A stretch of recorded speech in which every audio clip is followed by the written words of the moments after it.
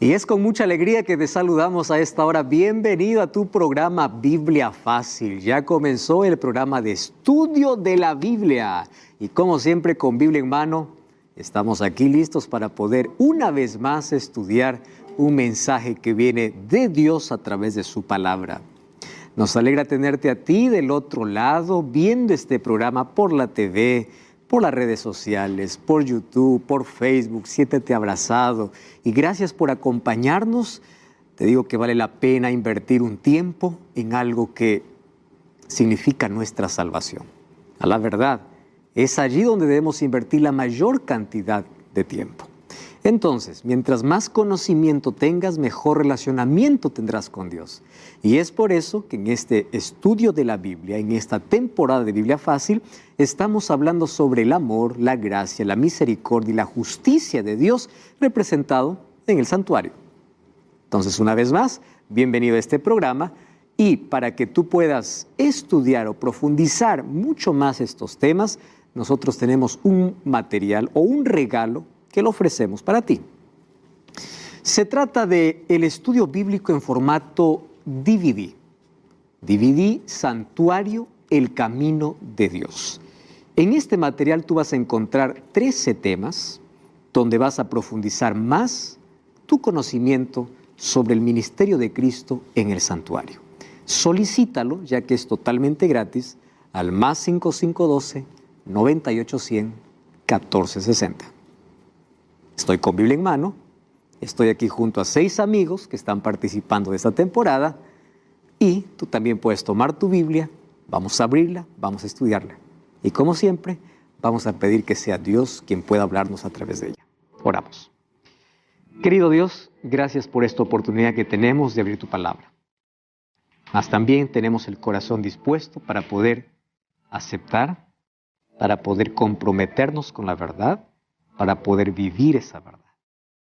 Gracias porque esa luz ilumina nuestro corazón, nos saca de las tinieblas y nos llama a una luz admirable.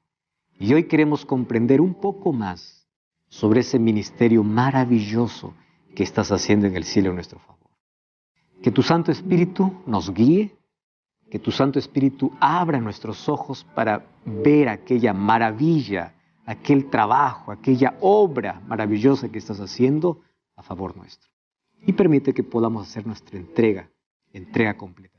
Bendice a las personas que están viendo este programa en diferentes países del mundo, que tu Santo Espíritu siga llamando también a sus corazones. Consuela a aquellos que necesitan consuelo, fortalece a las personas que están desanimadas, sana a las personas que están enfermas. Y hoy colocamos nuestra vida en tus manos.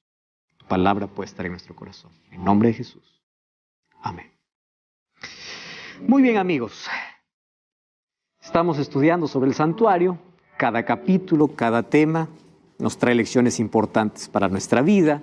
Acompañamos el ministerio de Cristo desde el momento que nació hasta el momento que entró al santuario, cuando entró al lugar santo, cuando entró al lugar santísimo y cuando va a salir del lugar santísimo, cuando va a terminar ese juicio.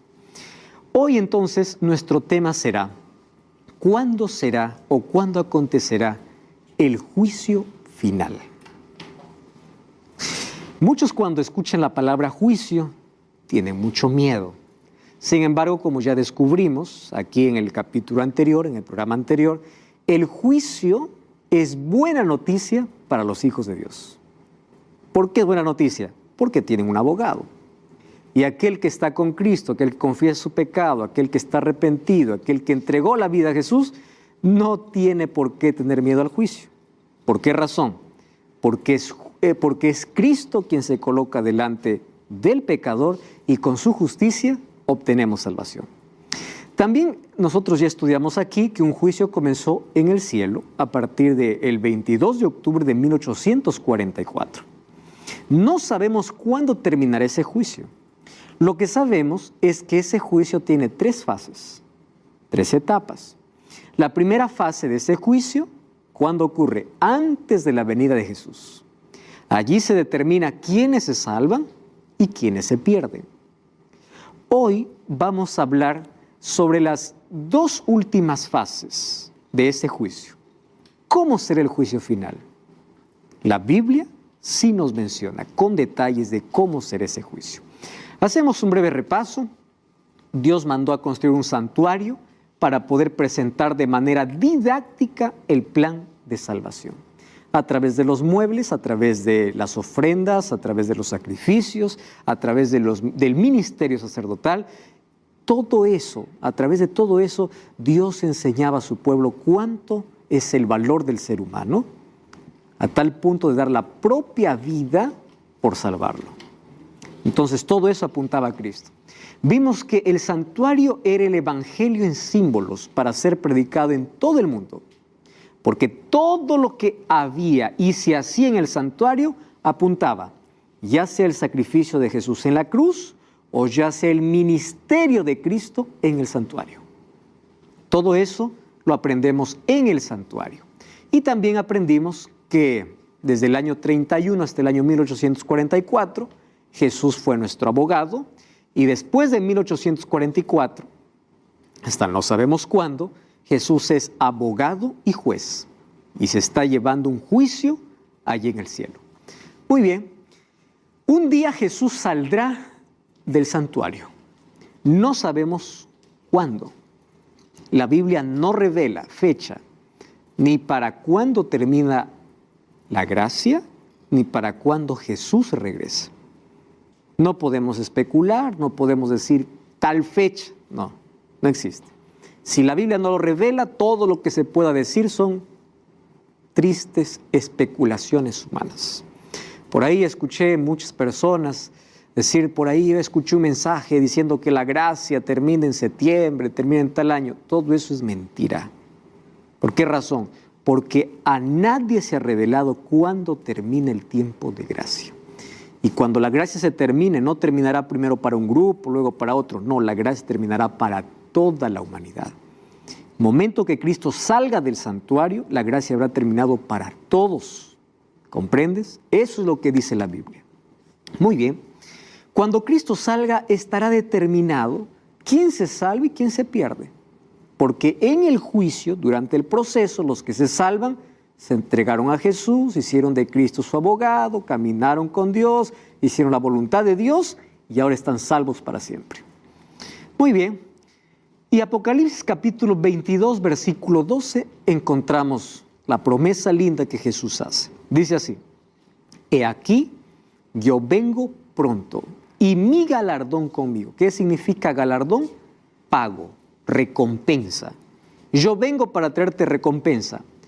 Y para recompensar, dice, a cada uno según fuese su obra. La recompensa no es en masas, como la salvación no es en masa.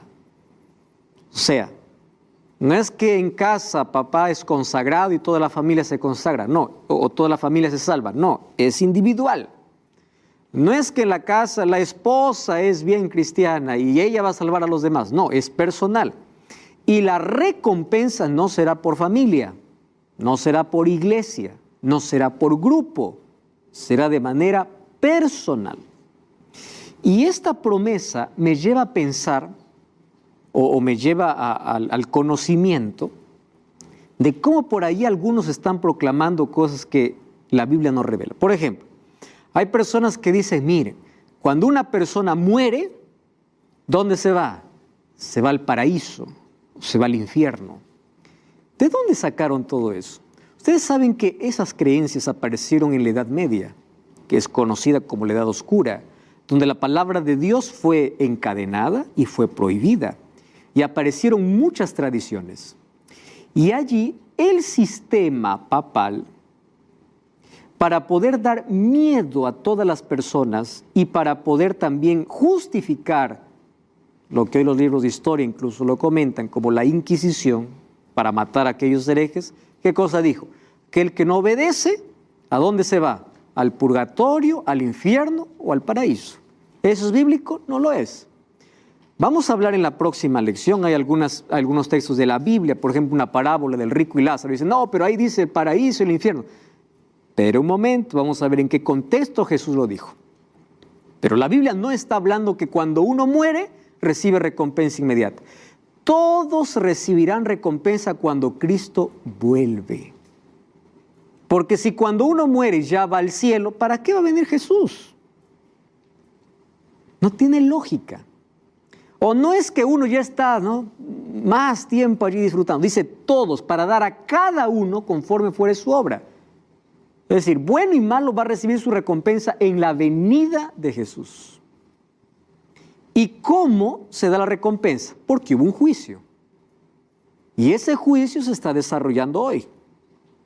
Entonces, el galardón o la recompensa se dará cuando Jesús regrese. Nadie tiene recompensa por adelantado. ¿Qué sucederá cuando Jesús venga?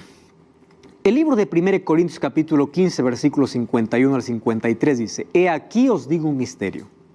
Pablo pensaba que Jesús vendría en su generación y él se involucra allí y dice: no todos dormiremos. Ustedes saben que la muerte en la Biblia es comparada a un sueño. ¿Por qué es comparada a un sueño? Porque cuando uno duerme, entra en un estado de inconsciencia. Tú estás durmiendo, pasan las horas, despiertas. ¿Cuántas horas dormí? 8 horas. ¿Lo sentiste? No, entraste en un estado de inconsciencia. Entonces, la persona que murió hace 2000 años atrás, cuando resucite, para él no habrá pasado ni un segundo. Porque lo último que recordará fue el momento que murió. El tiempo que pasó, no lo sintió, entró en un estado de inconsciencia. Eso es la muerte. Entonces, allí dice, no todos dormiremos, pero todos seremos transformados. Está diciendo Pablo, no todos morirán, claro, porque va un buen grupo de personas que nunca experimentarán esa muerte, ¿no? La muerte natural, la muerte como consecuencia primaria del pecado. Pero todos seremos transformados en un momento, en un abrir y cerrar de ojos, a la final trompeta, y Pablo dice, porque se tocará la trompeta, y los muertos serán resucitados incorruptibles, y nosotros seremos transformados. Es necesario que esto corruptible se vista de incorrupción, y esto mortal se vista de inmortalidad. ¿Cuándo ocurrirá esto? Cuando Jesús regrese. ¿Recuerdan ustedes que en el programa anterior dijimos que en el juicio se determina quiénes resucitan en la primera resurrección y quiénes resucitan en la segunda resurrección? Entonces aquí, ¿qué cosa nos dice Pablo? Los muertos que resuciten, resucitarán como incorruptibles. ¿Saben qué linda es esa promesa? Porque los muertos que resuciten cuando Jesús venga serán los que van al cielo. Y ellos resucitarán ya sin defectos físicos o mentales que el pecado trajo. Querida mamita, tú que extrañas mucho a tu hijo, probablemente perdiste a un hijo paralítico. Tu hijo va a resucitar ya no más paralítico. Perdiste a tu madrecita con un cáncer, resucitará sin cáncer. Perdiste a un ser querido, sordito, no escuchaba, va a resucitar escuchando. Algún problema físico, mental tenía, va a resucitar perfecto. Aquellos que tienen parte en la primera resurrección ya resucitan, dice, incorruptibles. Es decir, ¿qué cosa es corrupción? Lo que el pecado deterioró. Y ellos se unirán ¿a quién? A los que están vivos. ¿Y los vivos qué serán? Transformados. Los muertos que resucitan y los vivos que esperan a Jesús, que estarán en el día de la vuelta de Jesús, ambos son, ahí dice Pablo, todos seremos transformados. ¿Por qué es necesario que esto corruptible se vista de incorruptibilidad? ¿Qué significa? Cuando Cristo regrese, arrancará de nuestra vida la naturaleza de pecado. Nunca más tendremos deseos de pecar. Seremos transformados por completo. Y ahora que tenemos un cuerpo mortal, ¿qué significa mortal? Que muere. O sea, cuando una persona muere, muere. No es que cuando una persona muere, no, por ahí sale algo, su espíritu. No, muere. Eso dice la Biblia. Cuando Cristo venga, recién vamos a recibir el don de la inmortalidad. ¿Qué significa inmortal? Nunca morir. Pero mientras Jesús no vuelva, todos somos seres mortales. Entonces, todos resucitarán. Entonces, todas las personas que murieron están en sus tumbas. Mortales, están muertos.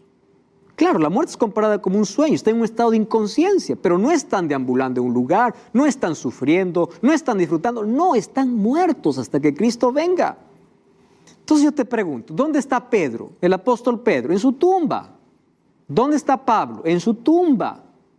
Entonces, ¿por qué te vas a pedir a Pablo, a Pedro, a Juan? No, ellos están en su tumba esperando que Cristo regrese. Cuando Cristo regrese serán resucitados.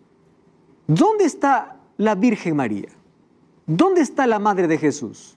Dame un texto que dice que Dios se los llevó al cielo. Dame un texto bíblico. No hay. Ah, no, dice Apocalipsis 12 que esa mujer representa a la iglesia. Entonces, todas las personas que murieron tuvieron una vida ejemplar, una vida perfecta. Hebreos capítulo 11 dice que todos los héroes de la fe están descansando sin haber alcanzado la promesa. ¿Qué promesa? La vida eterna. Hebreos 11:39. Todos ellos descansan hasta el día del regreso de Jesús. Por eso el único medio, el único intercesor, el único camino es Jesús.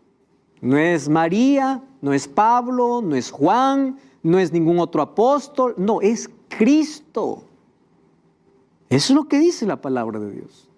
Pero si a ti te enseñaron de otra manera, ahora vamos a colocar nuestros ojos en la Biblia. Ahora, ¿qué más sucederá cuando Cristo regrese? Habrán dos grupos, los perdidos y los salvos. Está definido.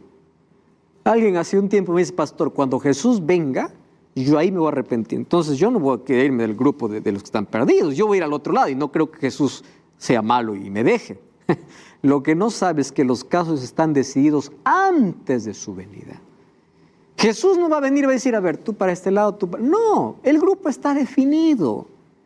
Los destinos están decididos. ¿Dónde se decidió? En el juicio preadvenimiento. El juicio que hoy se está realizando en el cielo. ¿Qué sucederá con los muertos o con los vivos? Que los impíos vivos morirán. El libro de Apocalipsis 6:14 dice, dirán a las peñas, caed sobre nosotros, y ellos morirán con el resplandor de la venida de Cristo. Ahora, ¿y qué sucederá con aquellos que están vivos? Pablo dice, aquellos vivos que van para el cielo serán transformados. Miren, aquí el apóstol Pablo, o Jesús, mejor, Jesús y Juan nos habla acerca de cómo serán estas resurrecciones en la venida de Jesús. Apocalipsis 26 dice así. Luis, ¿puedes leer por favor el texto? Puedes tomar el micrófono, por favor. Bienaventurado y santo es el que tiene parte en la primera resurrección. Sobre ellos la segunda muerte no tiene autoridad. Por el contrario, serán sacerdotes de Dios y de Cristo, y reinarán con él los 1000 años. ¿Qué significa bienaventurado? Feliz. Felices los que tienen parte en la primera resurrección. ¿Qué cosa está diciendo aquí? Que existen dos resurrecciones. Y esas dos resurrecciones están separadas por un tiempo de 1000 años. ¿Por qué?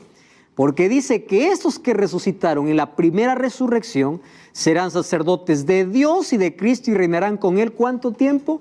1000 años. El milenio es un tema bíblico. Ahora, Juan 11:25, ¿qué cosa es lo que Jesús dijo?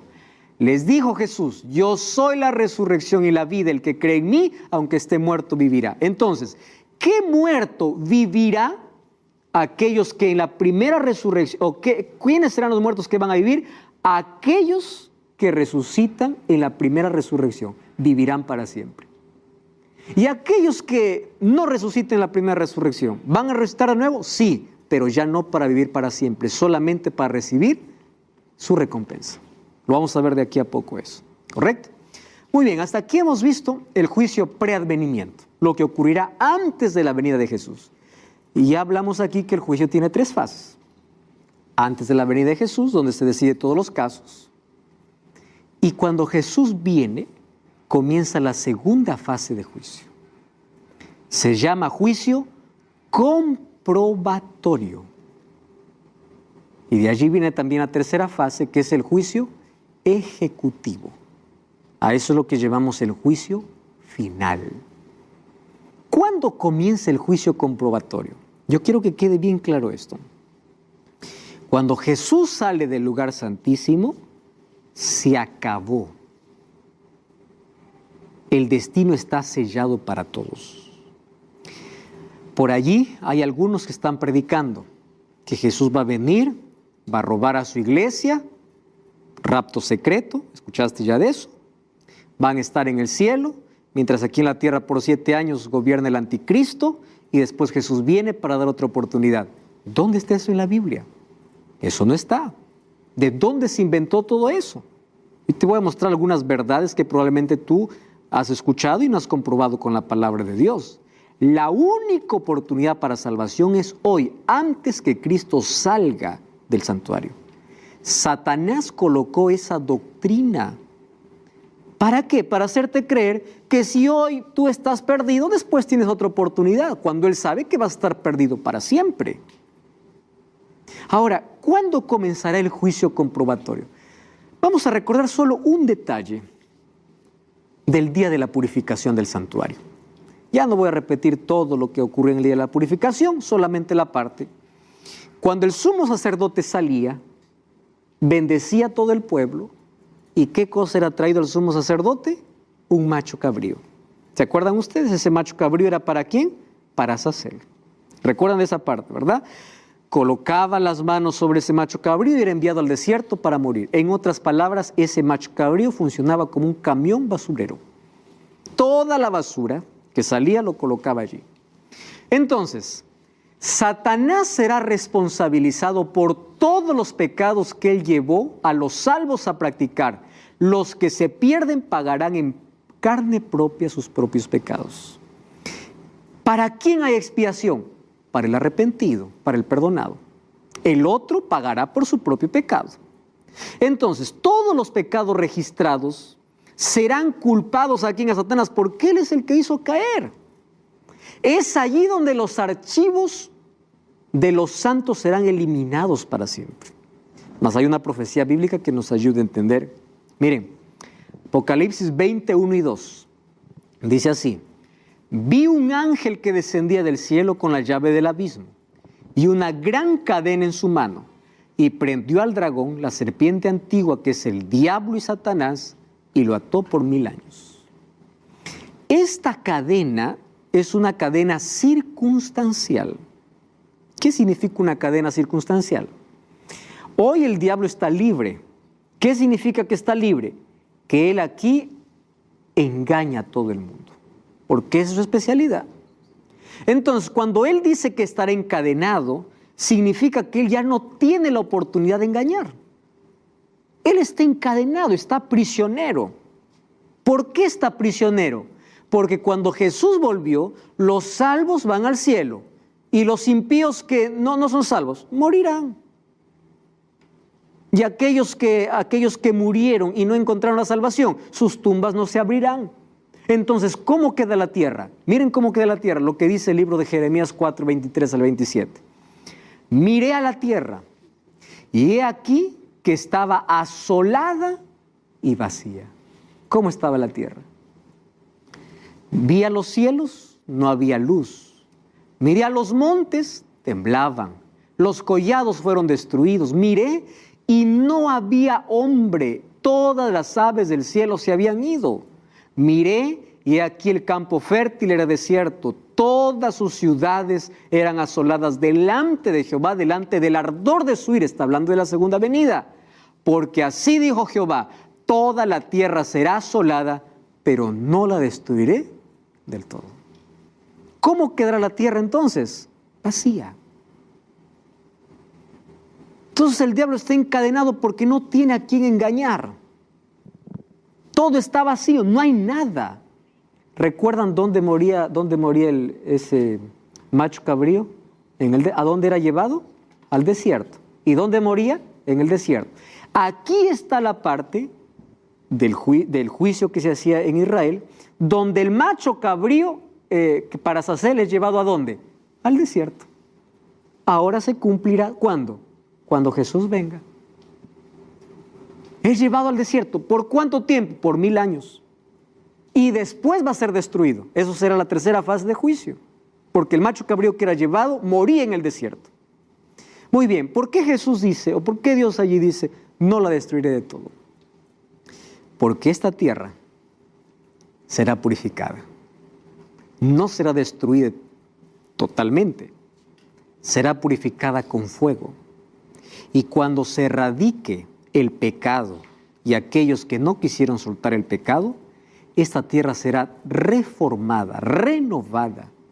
Dios hará una nueva creación y esta tierra será la eterna morada de todos los santos.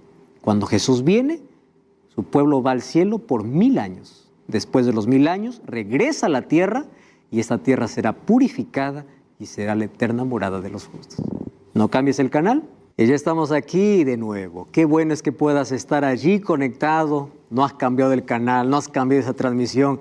Eso significa que te interesa mucho saber lo que Dios tiene para tu vida. Felicitaciones por eso. Hoy estamos hablando acerca de un tema importante. ¿Cuándo será el juicio final y cómo será ese juicio final? Entonces ya vimos que cuando Cristo regrese, habrá una resurrección, que es la resurrección de los justos. Y aquellos que murieron sin Cristo no resucitarán porque esperarán la segunda resurrección. Esa segunda resurrección acontecerá después de 1000 años. Vamos a ver de aquí, en breve, vamos a ver un texto bíblico que nos va a confirmar aquello que yo estoy diciendo. Porque todo lo que digo tiene que tener un fundamento, una base bíblica. Muy bien, solo que en ese momento, mientras los salvos están en el cielo, Satanás aquí dice que queda encadenado.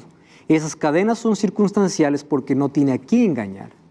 El libro de Jeremías dice que la tierra está vacía, totalmente vacía. No hay nada por 1000 años. Ahora, entonces, ¿qué harán esos salvados en el cielo? Y ahí vamos a incluirnos nosotros, ¿no? Que para eso estamos preparándonos. ¿Qué haremos en el cielo durante esos 1000 años? Entonces ahí tenemos un texto, Apocalipsis 24. Vayan a Apocalipsis 20 mientras Luis está por allí, listo para hacer una pregunta. Sí, pastor, quería preguntarle cuando, si Dios quiere, cuando nosotros resucitemos, ¿cómo quedará nuestra conciencia? Sí. Dios sí quiere que resucitemos, va a depender de nosotros allí. Muy bien, cuando nosotros resucitemos, seremos transformados. La transformación significa que todo defecto que causó el pecado, ya sea físico o mental, desaparecerá. Pero nosotros seguiremos siendo los mismos en el sentido de apariencia, porque en el cielo no reconoceremos quién es quién. Allí Jesús un día dijo a los discípulos, vendrán de todos para poder hablar con Abraham, con Isaac. ¿Cómo sabemos que es Abraham y Isaac? Tendríamos conciencia o alguien nos indicará, porque ellos no perdieron rasgos de su identidad física. Ahora, en el cielo, ¿cómo quedará nuestra memoria? Miren, estudiar el cerebro realmente es interesante. Una persona solamente pierde la memoria cuando tiene una lesión, un problema cerebral y va a perder la memoria, en este caso ya sería el Alzheimer u otras enfermedades allí. ¿Cristo hará que perdamos la memoria? No. En el cielo recordaremos parte de nuestra trayectoria aquí en la tierra y allí agradeceremos a Dios. Por eso el cielo será un lugar de gratitud. Porque allí sabremos de dónde Dios nos ha sacado y por su gracia a dónde hemos llegado. Entonces no perderemos nuestra identidad, pero sí seremos transformados en el sentido que no tendremos más naturaleza pecaminosa, no tendremos más defectos físicos, no tendremos más defectos morales o mentales. Todo será perfecto. Ahora, ¿qué harán los redimidos en el cielo? ¿Qué haremos allí? Vamos a Apocalipsis 24. Vi tronos y se sentaron sobre ellos los que recibieron, miren esa palabra, facultad de juzgar. Recuerden que en el primer juicio, ¿quién realiza este juicio? Cristo. Pero acá dice que hay otro juicio. Pero aquí hay otros que juzgan. Dice, vi tronos, se sentaron sobre los que recibieron facultad de juzgar. ¿Quiénes son? Vi las almas de los decapitados por causa del testimonio de Jesús y por la palabra de Dios, los que no habían adorado a la bestia ni a su imagen, los que no recibieron la marca en sus frentes ni en sus manos, vivieron y reinaron con Cristo ¿por cuánto tiempo? 1000 años. Entonces, ¿qué harán los redimidos en el cielo? van a tener acceso a los registros de todos los que se perdieron. ¿Por qué razón? En la eternidad no quedará rastro de duda de que Dios es justo. Y si alguien se perdió fue porque rechazó tanto la gracia de Dios, no porque Dios no quiso salvarlo. Como ya dije en otro programa, las sorpresas del cielo será, ¿cómo es posible que yo vea a fulano de tal? Si él era así, era así. Sí, pero se arrepintió. ¿Y cómo es posible que yo no encuentro aquí? No, no es injusto. Yo esperaba encontrar aquí a tal persona. Ven aquí, revisa su registro. Tantas oportunidades tuvo y nunca aceptó. Entonces, todos los redimidos dice que harán un juicio. Pero este juicio no es para determinar si se salva o se pierde, sino es para comprobar la justicia de Dios. Por eso, ¿cómo se llama este juicio? Comprobatorio. Solo para comprobar. ¿Y saben por qué necesitamos comprobar? Porque es obvio que tengamos preguntas de nuestra familia. Papá, mamá, hermanos, hijos. Y cuando veamos el registro de cuántas oportunidades desperdició, solamente daremos gloria a Dios, porque si se perdió, fue porque el cielo hizo todo para salvarlo, pero él nunca quiso. Comprobatorio. Miren lo que dice el apóstol Pablo, 1 Corintios 6, 2-3. ¿No sabéis que los santos han de juzgar al mundo? Eso dice Pablo. Y si el mundo ha de ser juzgado por vosotros, sois indignos de juzgar cosas pequeñas. ¿No sabéis que hemos de juzgar a los ángeles? ¿Qué tipo de ángeles? Aquellos que dejaron el cielo. Sus registros de ellos todavía quedan. Aquellos que unieron su destino con Satanás. Entonces, el juicio en el cielo va a ser hecha por los redimidos, no para determinar quién se salva o quién se pierde, solamente para comprobar la justicia de Dios. Muy bien. Entonces, ¿qué sucede cuando termine los 1000 años? No significa que los 1000 años vamos a estar haciendo solamente eso, ¿no? Hay muchas actividades que la eternidad reserva. Estoy hablando de una de las actividades del milenio, de esos 1000 años. Ahora, ¿qué sucederá cuando termine esos 1000 años? Allí viene la tercera fase de juicio, que es el juicio ejecutivo, o llamado juicio final. Muy bien, vamos a recordar nuevamente el día de la expiación. El sumo sacerdote salía, colocaba toda la basura, representándolo así, los pecados como basura, que lo colocaba sobre ese macho cabrío. ¿A dónde era llevado? Al desierto. Ese desierto, ¿qué representa? Los 1000 años que Satanás está aquí en la tierra. Y después, ¿qué sucedía con ese macho cabrío? Moría. ¿Ustedes se dan cuenta que todo lo que Jesús iba a hacer ya estaba representado todo en el santuario? ¿Y en qué momento va a morir entonces Satanás? Vamos a ver aquí este juicio. Apocalipsis 27 y 8. Están ahí con el texto. Aquí yo coloqué en la pantalla porque nos ayuda hasta encontrar el texto, podemos ahorrar algún tiempo. Mas si ustedes ahí tienen el texto, mucho mejor. Dice así el texto.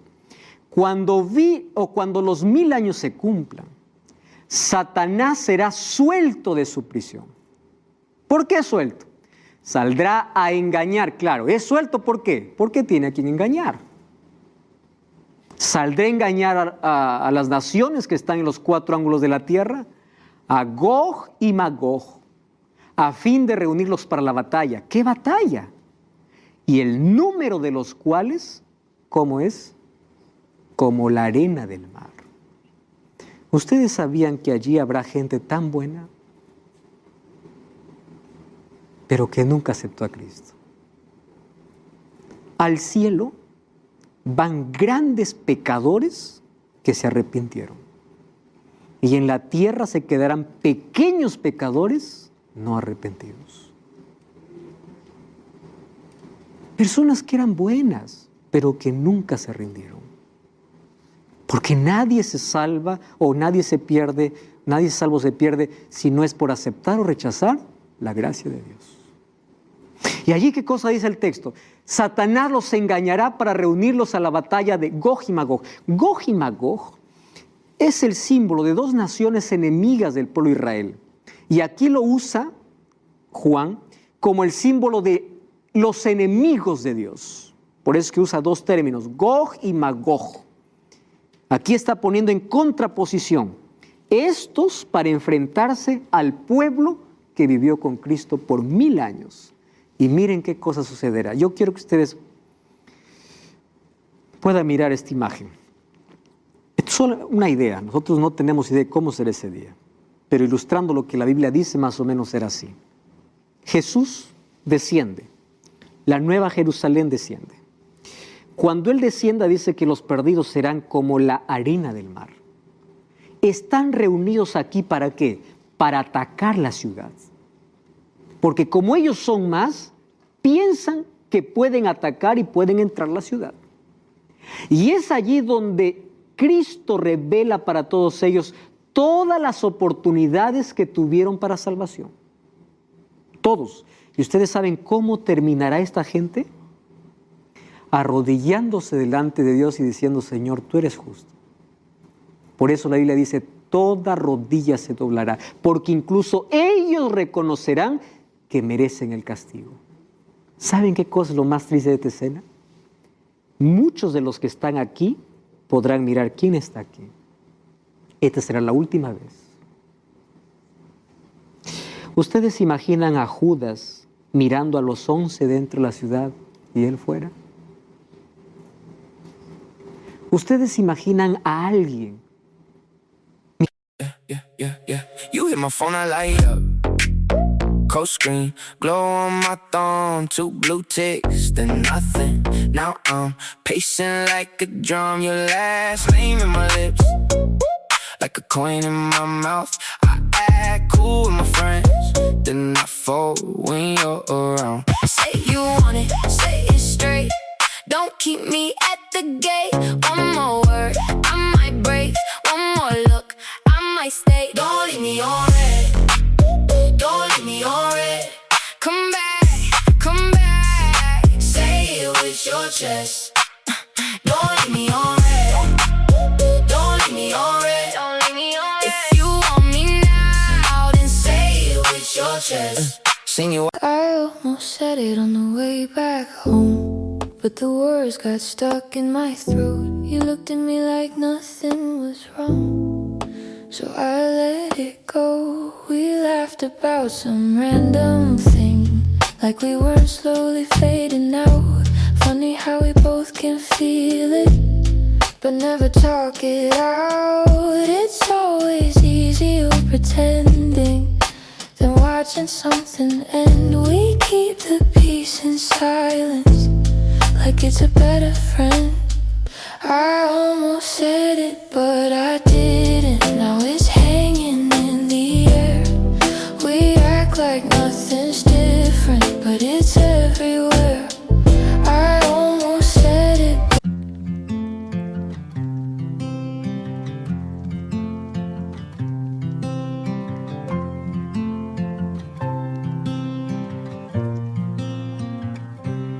They said I'd break in heavy weather, bend too far and lose my shape.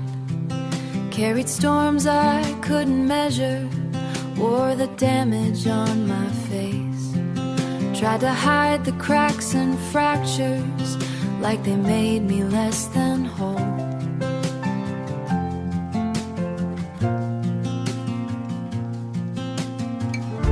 But every line just traced the map of everywhere I've grown.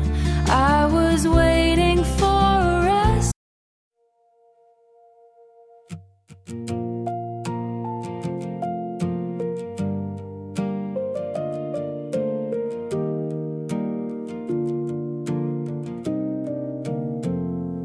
We stopped finishing our sentences, left them hanging in the air. Used to talk till morning came, now there's nothing there.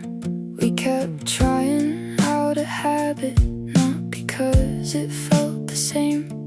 Two good hearts just slowly walking out of place.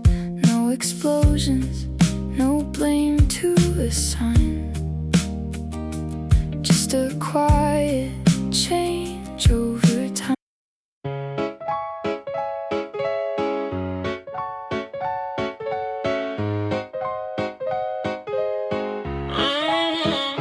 I wake up tired before the day starts. Coffee cold, same loop, restart.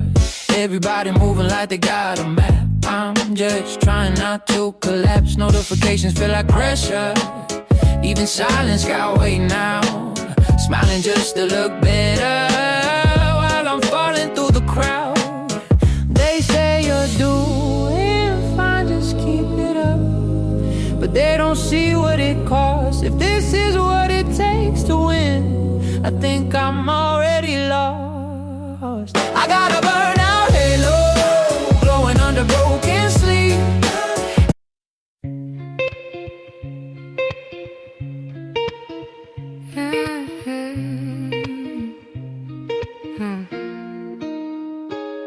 I walk these streets like they remember me. Neon signs blinking out my history. Same old cafe, same empty seat. But nothing here feels like it knows me. Phone in my hand but I don't call back. Voices fade and the train track crack. Everybody's moving too fast. I'm stuck in a place I can't outlast it. Every corner feels like deja vu. Like I've been lost here way too long. Even the silence hums your tune, but I can't tell what went wrong.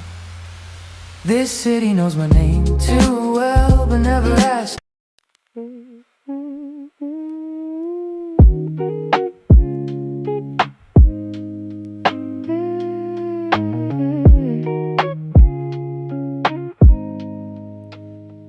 I was broke with a dream in the ballroom. Now I'm paid, but I barely got space to move. Numbers climbing like they got a life of their own. Funny how it feels quieter when you're known. Used to pray for a check just to pay my dues. Now I'm checking my soul, got less to lose. Every dollar got a story I can't erase. Every win got a shadow I gotta face. I bought time, but I sold my nights. Chased the glow, now I miss the light. What's the worth if I lose my name in the balance sheet again? What's the cost? You want a house with quiet mornings. I want airports and open sky.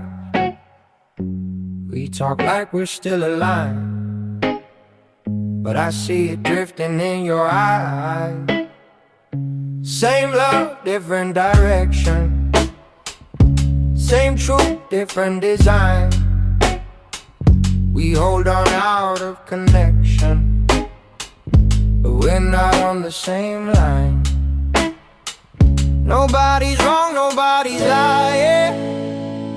Just two hearts not syncing right. We'll have to cover the timing of saying goodbye tonight. We're going in different directions. Your sunrise is while I'm still awake.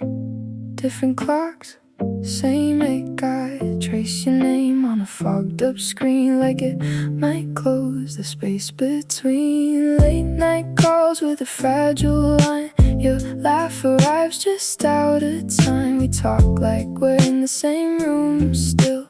Even silence feels too real. Every mile says not enough, but my heart don't count like that. Love flies farther than the miles, through the dark, across the time. Every second draws the line. Back to you, back to you. Even worlds we can't align. I post a pic like I'm alright. Perfect light, perfect fake smile, but my room still feels too quiet. When the screen goes black at night, people say I look so fine, like they know what's on my mind. Double tap, don't read between lines. It's just noise to pass the time.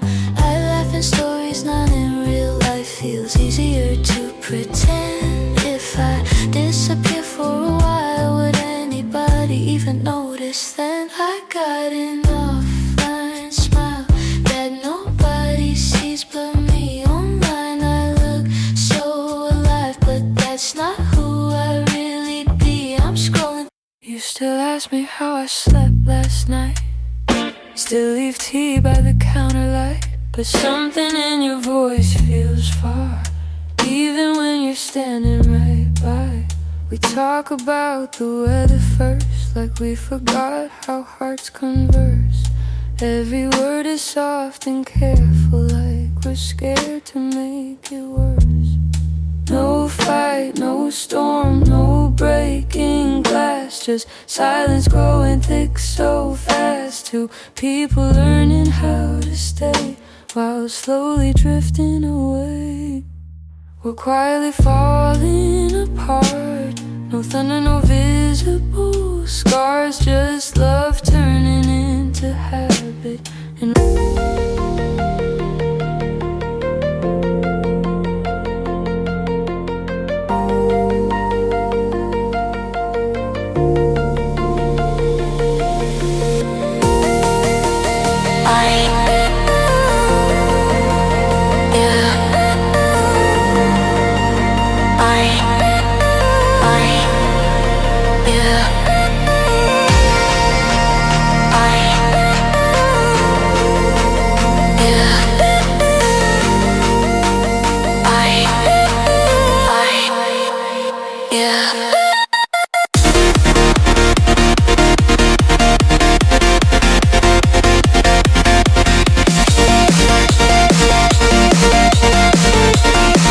mirando fuera de la ciudad. Por eso la vida consiste en esto: o estás dentro o fuera. Nadie está en el medio. O estás con Cristo o no estás. Dentro o fuera de la ciudad. Y muchas personas que están aquí dirán: yo no estuve en la ciudad. ¿Por qué? Porque no pude vencer el cigarrillo, no pude vencer un vaso de licor, no pude vencer. Querido, aférrate a Cristo y Él te hará victorioso, pero tú no puedes quedarte fuera de la ciudad por un vicio, por una cajetilla de cigarros, por no renunciar a algo que tú amas. Tú no puedes quedarte fuera de la ciudad. Mira la eternidad que Cristo quiere dar en comparación a las cosas vanas, ilusorias que este mundo ofrece. Tú no puedes perderte aquí ese momento. Y toda esta gente que resucita no tendrá glorificación. ¿Qué significa eso? Que todos resucitarán con sus mismos defectos. Porque la glorificación solamente es ¿para quién? Para los salvos. Vamos a Apocalipsis capítulo 20. Ahora sí vamos a leer directamente el texto. Versículo 9 y versículo 10. 29. Dice así: subieron sobre la anchura de la tierra, rodearon el campamento de los santos y la ciudad amada. ¿Y qué cosa dice? Y de Dios descendió fuego del cielo. ¿Y qué pasó? Los consumió. Versículo 10. El diablo que los engañaba fue lanzado en el lago de fuego y azufre, donde está la bestia y el falso profeta. Si quieres entender quién es la bestia y el falso profeta, yo te invito a mirar Biblia Fácil, Apocalipsis. Ya hemos explicado a detalle todo esto. Y serán atormentados día y noche por los siglos de los siglos. Ahí hay un problema, ¿verdad? ¿Cómo van a ser atormentados por los siglos de los siglos? Ahora les explico. Vamos un poquito más abajo, versículo 14. La muerte y el Hades fueron lanzados al lago de fuego. ¿Qué es la muerte? Nuestro mayor enemigo. ¿Qué es el Hades? El sepulcro. No habrá más muerte. La muerte morirá. Curioso, ¿no? La muerte morirá. Tiene sus días contados. Ese cáncer que te está acabando tiene sus días contados. La muerte que te arrancó un ser querido tiene sus días contados. Serán lanzados en el lago de fuego. ¿Esta qué cosa es? Dice, la muerte segunda. ¿Cuál es la muerte primera? La que todos podemos experimentar. Cualquier momento. Pero de la muerte segunda es eterna. Versículo 15. ¿Quién será echado en el lago de fuego? El que no se halló inscrito en el libro de la vida fue lanzado ¿a dónde? Al lago de fuego. ¿Qué es la vida entonces, amigos? No son los logros que cuelgues en la pared, no son las conquistas de la vida. Es o tu nombre está o no está. Eso es todo. Ahora, vamos a conversar un momento. ¿Por qué dice que serán atormentados día y noche? Y por ahí alguno dice, ya ve, el malo va a estar allí día y noche, ardiendo en el fuego para siempre. Vamos a comprender ese término, ¿les parece? Porque eso nos hace ver que es un Dios sádico, es un Dios terrible. Les voy a poner un ejemplo. ¿Ustedes creen que es justo que una persona que pecó 80 años arde en el fuego 10.000 años? ¿Es justo o no es justo? Sí, justo. Eso no ocurre ni acá. Ni el ser humano hace eso. ¿Cómo es que Dios va a castigar a uno que pecó 80 años por 10.000 años? Es ilógico. Pero ¿cómo se entiende entonces? Vamos entonces aquí a algunas cosas. ¿Qué cosa es infierno? En la Biblia, muchos confunden esto con el infierno. La palabra infierno tiene 3 palabras. Miren, la palabra, aquí encontramos la palabra Hades en griego, la palabra Sheol en hebreo, la palabra Gehenna también en griego y Tártaros. Voy a explicar de manera breve. Sheol significa sepulcro. La Biblia cuando habla de infierno está hablando ¿de qué? De sepulcro, en primera instancia. Hades significa lugar de muertos. Estamos yendo al idioma original.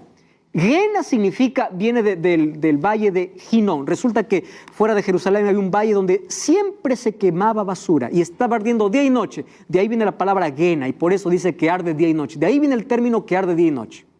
Y Tártaro significa oscuro, abismo y prisión. Entonces cuando la Biblia dice va al infierno, está hablando básicamente ¿de qué? De sepultura. ¿Mas qué significa tormento eterno?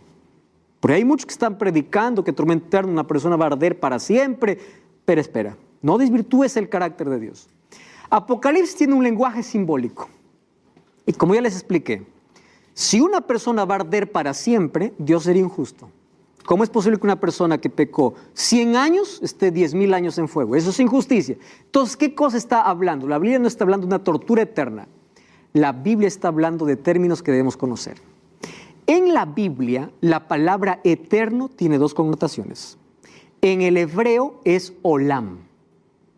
Y en el griego es ainos. ¿Es así? Aionios.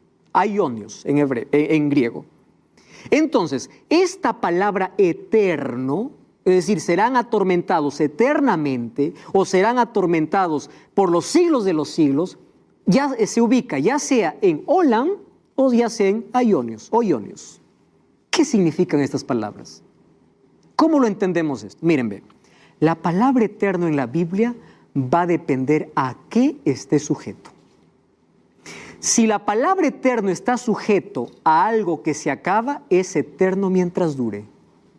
Y si está sujeto a Dios, es eterno para siempre.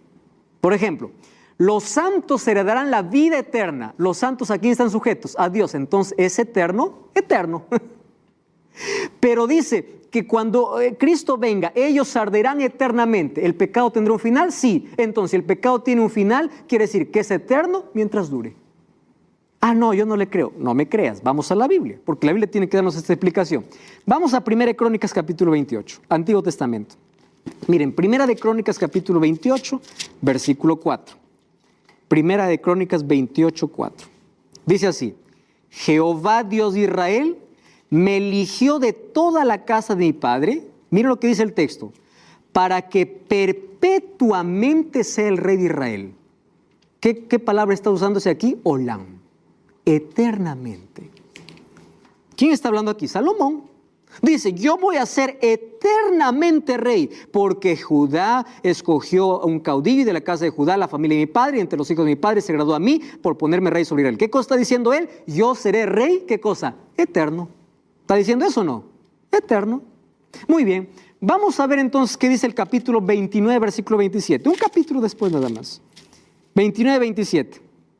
Dice así: el tiempo que reinó sobre Israel fueron 40 años. 7 años en Hebrón y 33 años en Jerusalén. ¿Qué? ¿Acaso no era eterno? Sí, era eterno mientras vivió. ¿Entienden a qué se refiere eterno entonces la Biblia? Cuando dice que serán atormentados día y noche por los siglos de los siglos, está hablando de las consecuencias eternas. Y está hablando que será eterno mientras dure, es decir, cuando sean echados al lago de fuego, serán consumidos, esa palabra eterno es sin descanso hasta que se acaben. Una vez que se acabó la materia, se acabó todo. ¿Por qué razón? Porque si Dios tiene atormentando a los impíos, significa que el pecado no ha sido eliminado. Porque siguen pecadores. Entonces, ¿dónde está lo que dice Malaquías capítulo 4, que no quedará ni raíz ni rama? ¿Comprenden? Entonces hay que entenderlo en su contexto. El pecado no es eterno, Dios es eterno. Entonces los justos tienen vida eterna porque están sujetos a Dios, pero el pecador, por estar sujeto al pecado, no va a arder eternamente, está mientras dure. Por eso dice que cosas... Ya se ha hablado mucho acerca de la conciencia. Sin embargo, este estudio científico refleja o revela de aquello que ya se habló por mucho tiempo. ¿Cuántos hemos usado esa expresión? Tiene una mala conciencia, no tiene conciencia, pobre conciencia. Y hemos hablado mucho acerca de eso. ¿Qué es la conciencia?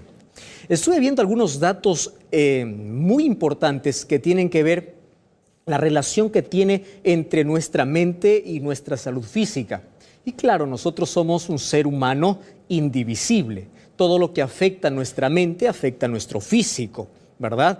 No hay manera de poder decir, yo estoy bien cuando tienes un problema. No hay manera, un problema mental o un problema en tus emociones o un problema interno. No hay manera de decir yo estoy bien. Por más que tú puedas intentar mostrar un mejor rostro, por más que tú intentes dar lo mejor o fingir de que todo está bien, tú sabes que hay algo que anda mal.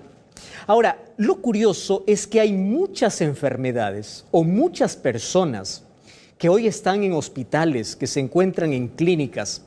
Hay personas que el medicamento no les da ningún resultado, no hace ningún efecto, porque su problema no es solamente físico, su problema es mental.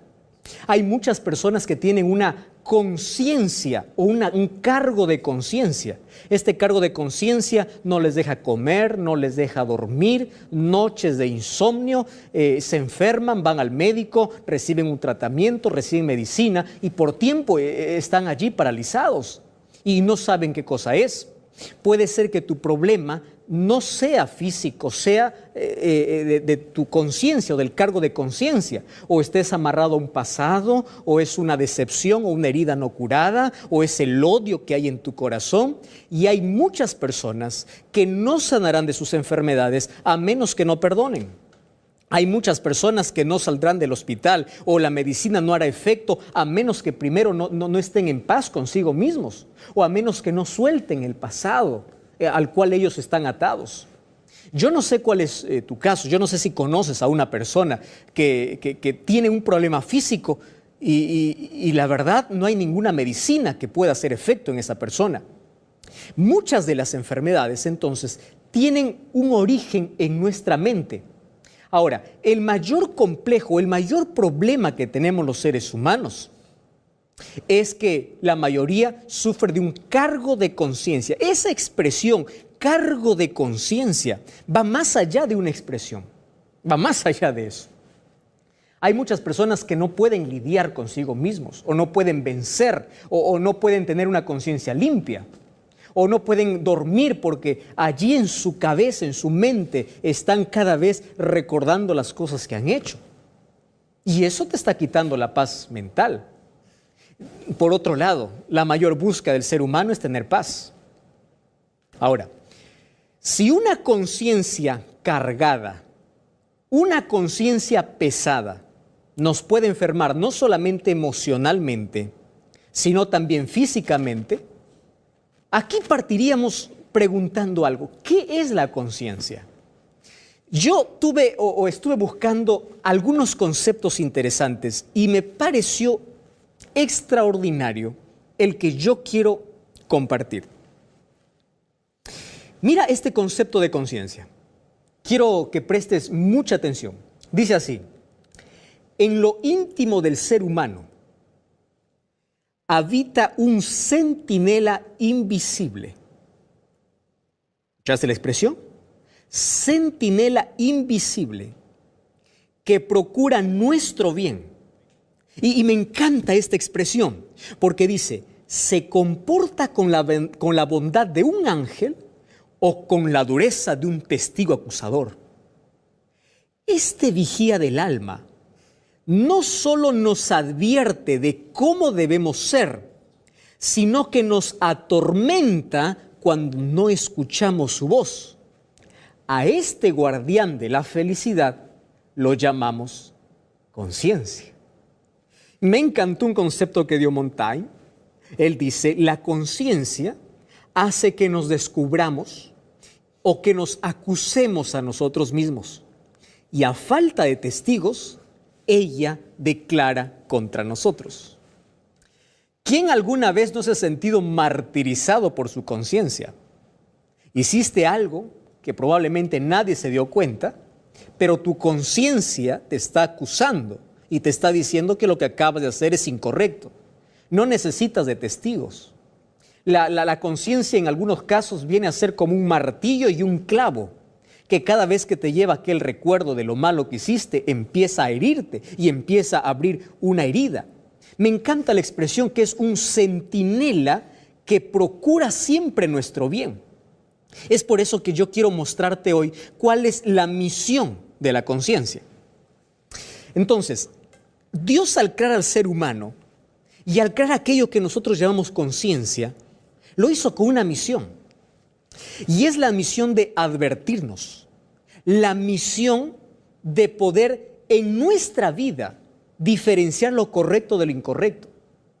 Todos los seres humanos, sin excepción, desde que venimos a este mundo, sabemos qué cosa es lo que está bien y qué cosa es lo que no está bien.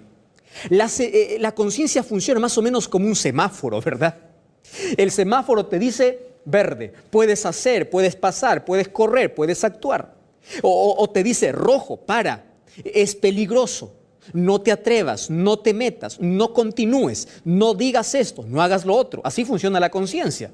O a veces está también en color naranja o en ámbar, ¿verdad?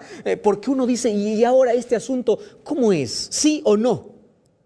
Ahora, la conciencia tiene una misión.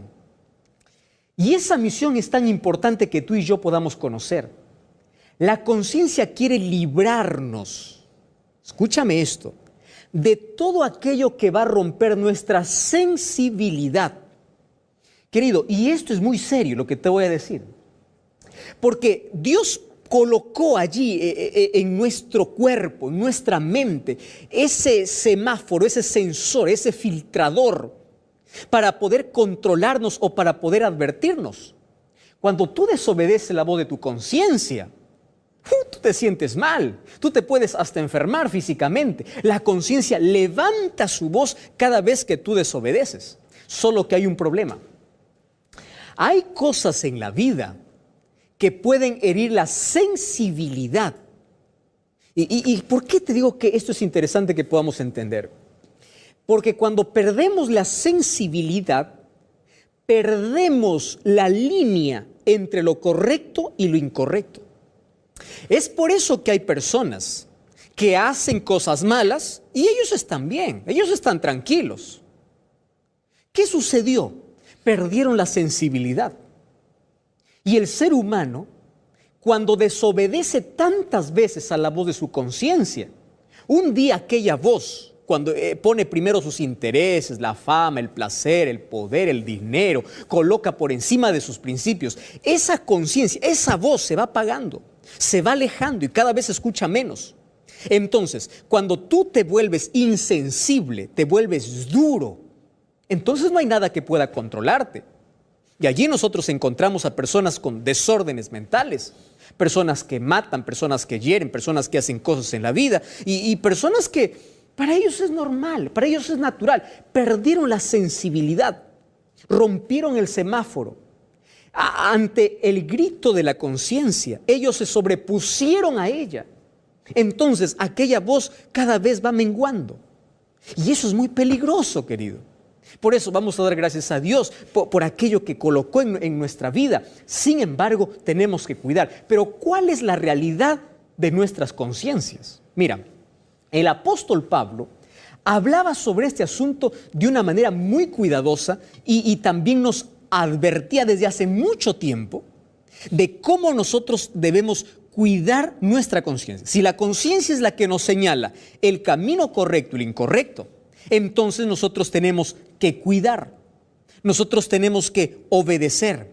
Y si nuestra conciencia está en acorde a la palabra de Dios, ¿Cómo sé que mi conciencia está en acorde a la palabra de Dios? Cuando todos los días busco el consejo divino, busco la Biblia. Entonces yo tengo en mi conciencia la línea más marcada o una línea mayor que yo puedo diferenciar con claridad qué es correcto y qué es incorrecto. Ahora fíjate, Efesios capítulo 4, versículo 17 al 19. Es un texto estremecedor.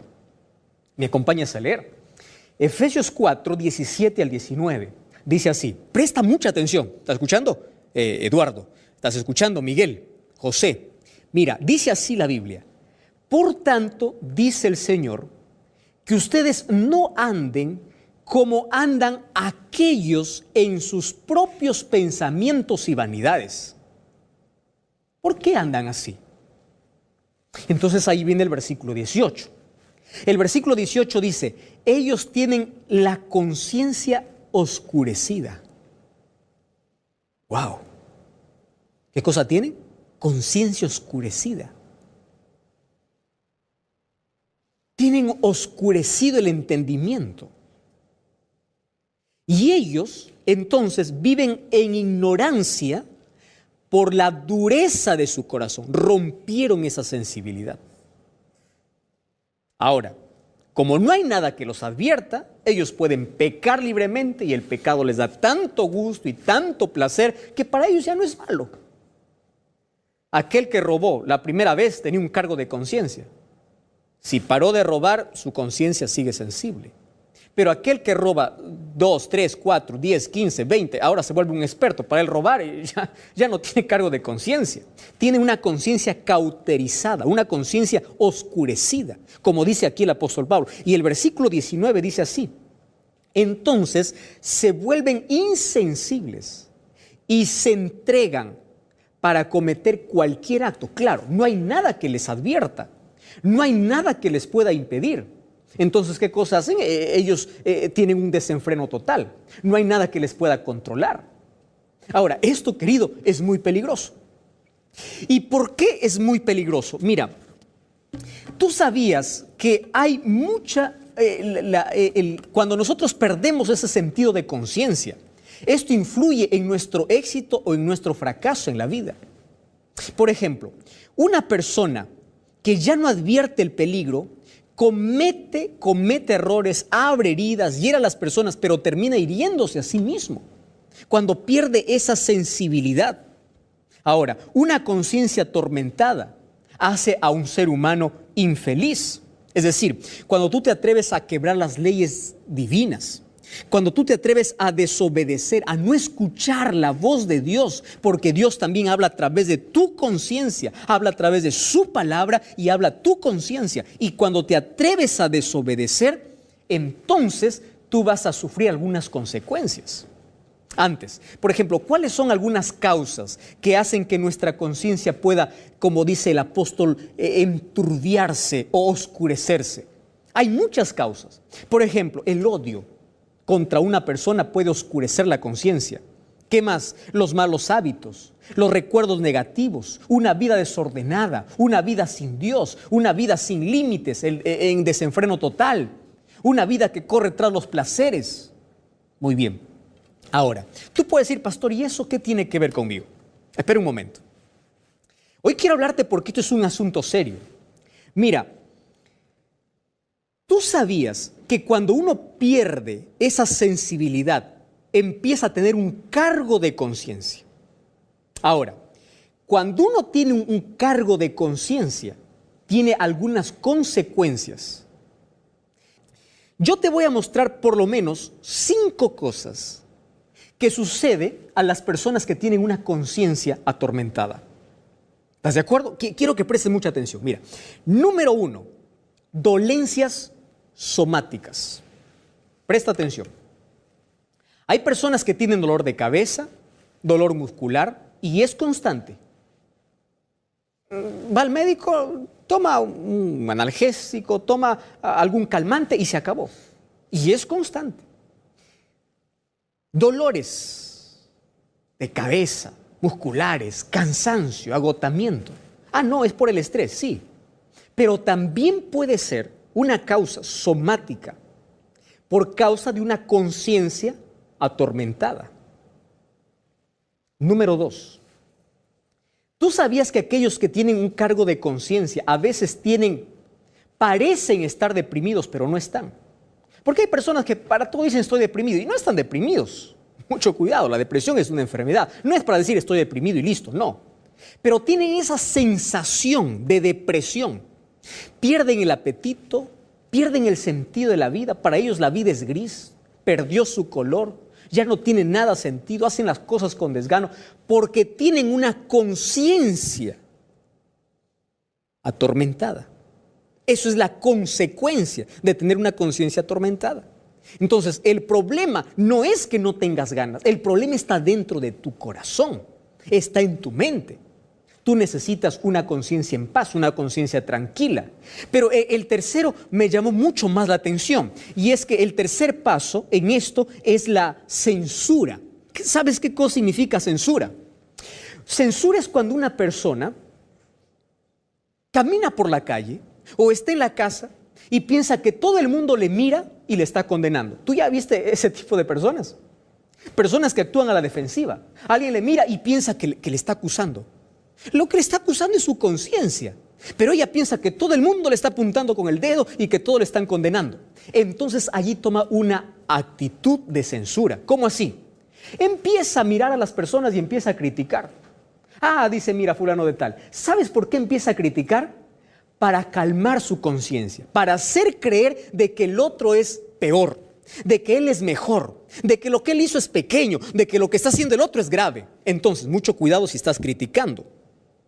Mucho cuidado. Porque si tú estás criticando frecuentemente, puede ser que tengas una conciencia atormentada y por querer tranquilizar tu conciencia, empiezas a ver tus defectos en la vida de los demás. Mucho cuidado. Ahora, siguiente, mira, ¿cuál es el siguiente paso? Es hostilidad.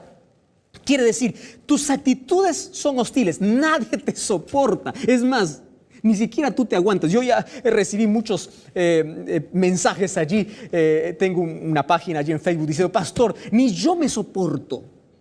¿Qué puedo hacer? Tienes un problema allí en tu mente, en tu conciencia. No tienes una conciencia de paz.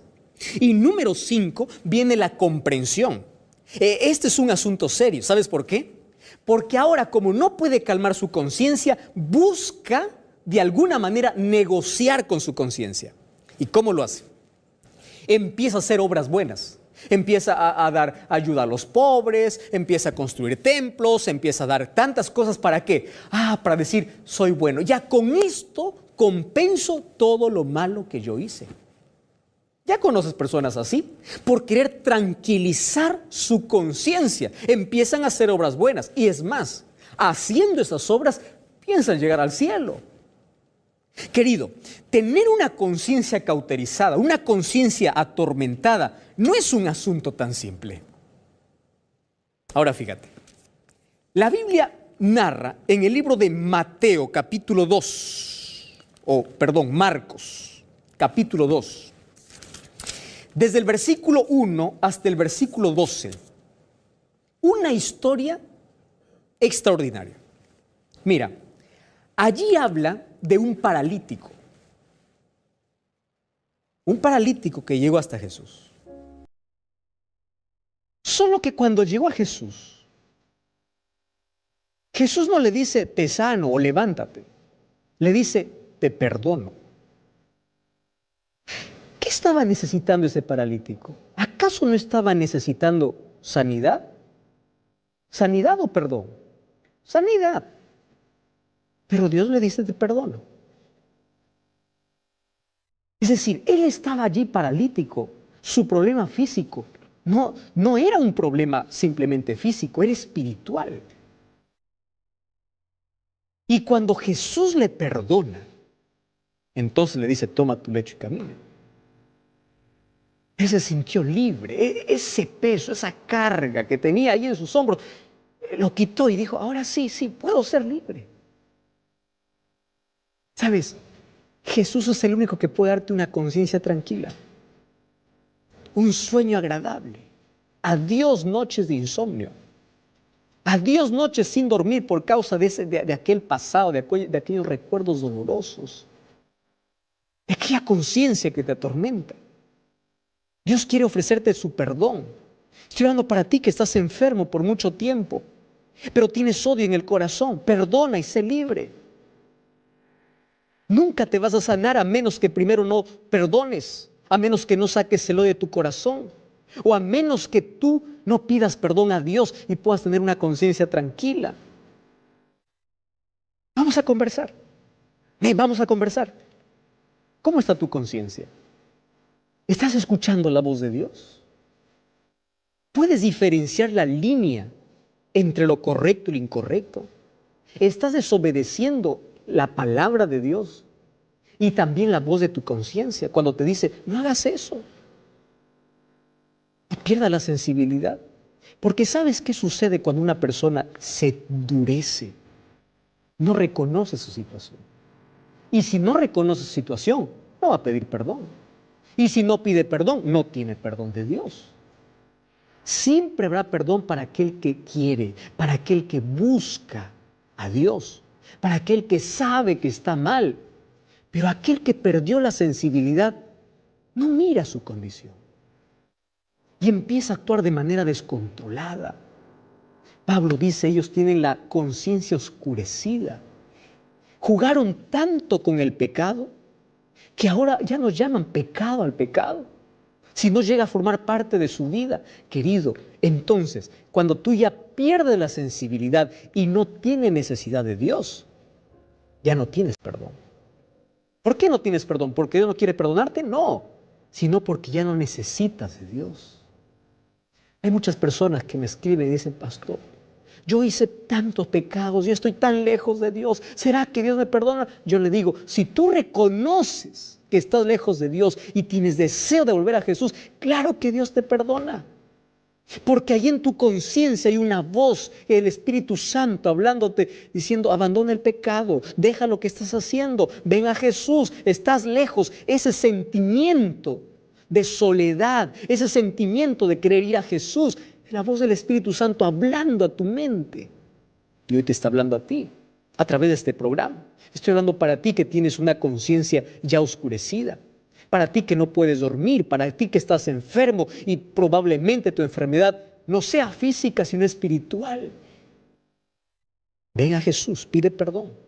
Jesús hoy quiere darte una conciencia tranquila. Jesús dice, venid a mí los que estáis cansados.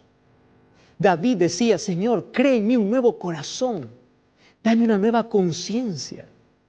Querido, Dios quiere hacerte una nueva persona. Ezequiel dice, quiero darte un corazón nuevo, una conciencia limpia. ¿Quieres orar conmigo? Quiero orar por ti. Querido Dios, hay cientos de personas que al escuchar este programa están entregando su corazón, su vida. Están permitiendo que el Espíritu Santo pueda seguir hablando. A partir de hoy nos sometemos para poder escuchar aquella voz que nos habla a través de nuestra conciencia, a través de tu palabra. Y queremos ser fieles a tus principios. Toma nuestra vida. Danos una conciencia limpia, un corazón puro. Permítenos dormir en paz, tranquilos, sin una conciencia atormentada, dando la paz que necesitamos. En el nombre de Jesús. Amén. Como cada semana te invito a buscar una iglesia adventista del séptimo día. Te espero este sábado. Y recuerda que la verdad te da libertad, te prepara para la eternidad.